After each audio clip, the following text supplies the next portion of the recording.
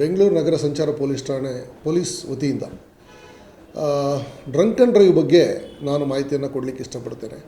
So drunk and drive ಜನಗಳಿಗೆ ಗೊತ್ತಿರತಕ್ಕಂಥ ನಿಯಮಗಳೇನು ಅನ್ನೋದು ಗೊತ್ತಿರಬೇಕು. ಇದು 185 MV ಆ್ಯಕ್ಟ್, ಮೋಟರ್ ವೆಹಿಕಲ್ ಆ್ಯಕ್ಟಲ್ಲಿ ಒಂದು ಅಫೆನ್ಸ್ ಆಗಿರ್ತದೆ.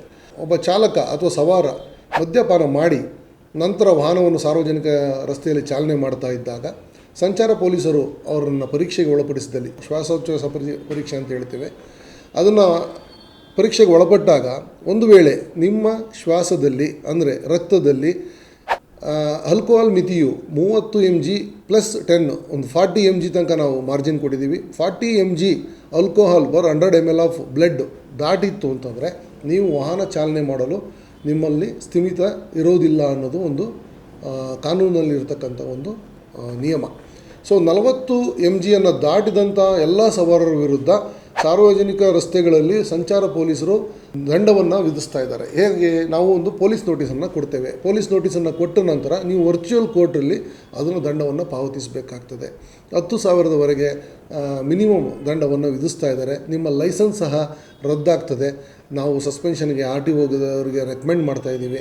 ಆದ್ದರಿಂದ ಸಾರ್ವಜನಿಕರು ಯಾವುದೇ ಕಾರಣಕ್ಕೂ ಮದ್ಯಪಾನ ಮಾಡಿ ವಾಹನವನ್ನು ಚಾಲನೆ ಮಾಡಬಾರ್ದು. ನೀವು ಕ್ಯಾಬ್ಗಳನ್ನು ಬಳಸ್ಬೋದು, ಅಥವಾ ಒಬ್ಬ ಮದ್ಯಪಾನ ಮಾಡದೇ ಇರ್ತಕ್ಕಂಥ ಒಬ್ಬ ಚಾಲಕನನ್ನು ಅವಲಂಬಿಸಿ ನಿಮ್ಮ ಮನೆಗಳಿಗೆ ಹೋಗ್ಬೋದು.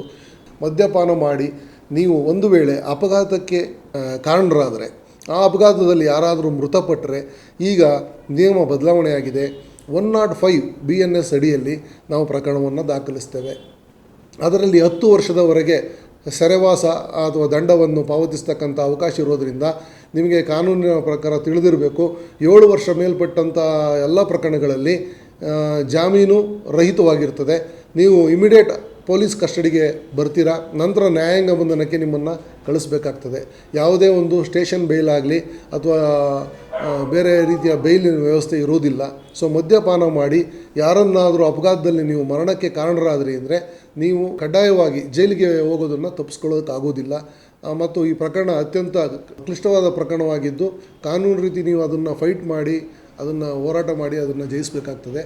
ಆದ್ದರಿಂದ ಅಂಥ ಯಾವುದಕ್ಕೂ ನೀವು ಅವಕಾಶ ಕೊಡಬೇಡಿ, ಮದ್ಯಪಾನ ಮಾಡಿ ವಾಹನವನ್ನು ಚಾಲನೆ ಮಾಡಬೇಡಿ ಅಂತ ನಾವು ಕೋರ್ತೇವೆ.